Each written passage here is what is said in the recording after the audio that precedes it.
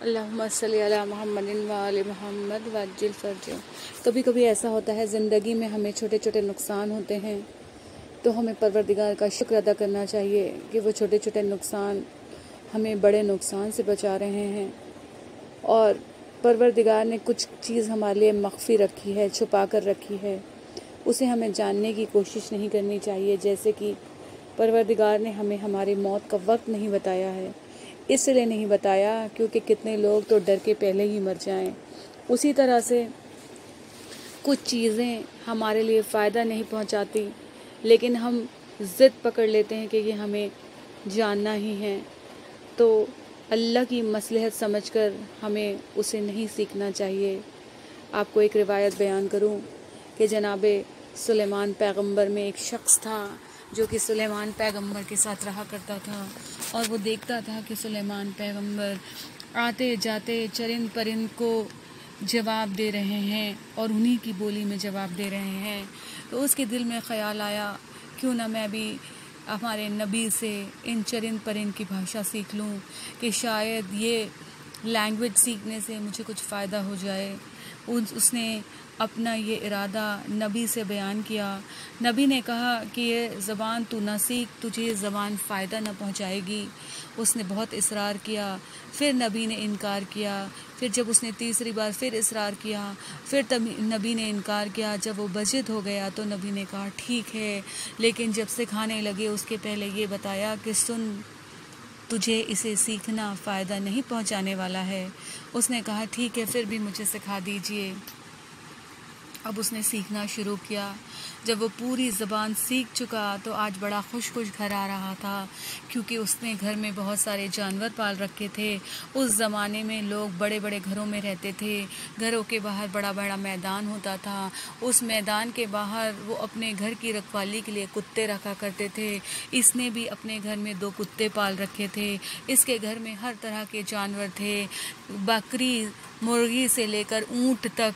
अब इसने सोचा आज तो मैंने इनकी ज़बान सीख ली है, क्यों ना शुरुआत कुत्तों से करूं, क्योंकि जब मैं वहां पहुंचूंगा तो सबसे पहले मुझे वही मिलेंगे। बस ये जैसे ही पहुंचा, इसने क्या देखा, दोनों कुत्ते आपस में बात कर रहे हैं। एक कुत्ता दूसरे कुत्ते से कह रहा है, सुन, आज मुझे ज़्यादा भूख लग रही है, अपने हिस्से का खाना मुझे दे देना। कल मालिक की मुर्गी मरेगी तो अपना हिस्सा मैं कुछ तुझे दे दूंगा, हिसाब बराबर हो जाएगा। जब उसने वादा किया तो इसने अपने हिस्से का कुछ खाना दे दिया।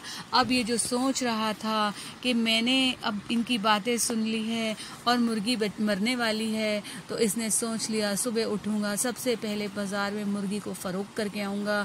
इसने मुर्गी बेची और वापस अपने काम को चला गया। शाम को जब लौटा तो देखा फिर वही दोनों कुत्ते गुफ्तगू कर रहे हैं। पहले कुत्ते ने कहा कि आज मैं तुमसे नाराज़ हूँ, तुमने मुझे मेरा हिस्सा अभी तक नहीं दिया। तुमने कहा था मालिक की मुर्गी मरेगी तो मेरा हिस्सा ले लेना, ना मालिक की मुर्गी मरी, ना तुम्हें ज़्यादा हिस्सा मिला। कहा घबरा नहीं, कल मालिक की बकरी मरेगी और उससे ज़्यादा बड़ा हिस्सा मिलेगा, तो उसमें से ज़्यादा हिस्सा ले लेना। अब मालिक ने क्या किया, सुबह उठा, बकरी को बाज़ार में फ़रोख्त करके आ गया। हत्ता ये हुआ कि मालिक का एक एक जानवर मालिक बेचता चला गया। अब बारी ऊँट तक आ गई, ऊँट भी बिक गया।